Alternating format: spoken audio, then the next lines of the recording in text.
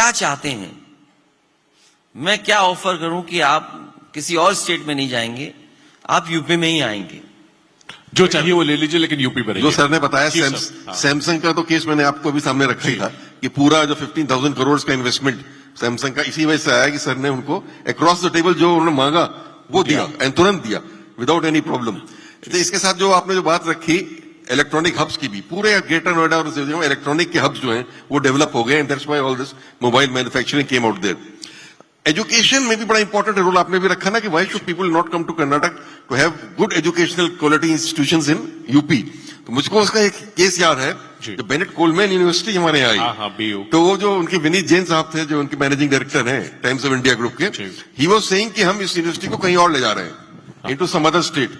तो सर ने बुला के उनसे पूछा कि आपको क्या प्रॉब्लम है, why are you going there, we will give you land in UP, यहाँ आइए। तो कहने लगे हमें, उनको जैसे परसेप्शन होता है कि यूपी में हमें क्लियरेंसेस वगैरह मिलने में बहुत टाइम लग जाएगा, इसलिए हम दूसरे स्टेट में जाना चाहते हैं। I remember sir called me at that time and उन्हीं के सामने कहा कि I want in 45 days all clearances should be given to Bennett Coleman University and they should set up there. और उससे जल्दी ही हम लोगों ने करके कर दिया, यूनिवर्सिटी आ गई। पूरी 10,000 बच्चे आज वहां पढ़ रहे हैं in Bennett Coleman university. That was the kind of ecosystem which got created कि लोग आए जिन्होंने बात रखी एंड इमीडिएट रिस्पॉन्स मिला एंड क्लियरेंसेस में कोई देर नहीं होती थी कहीं पर भी।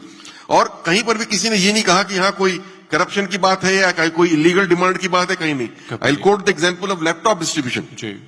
ह्यूलेट पैकर्ड ने लैपटॉप दिया, सर की विजनरी स्कीम थी कि लैपटॉप दिया जाए जो क्लास 12 पास के बच्चे हैं, because then they will develop knowledge about IT.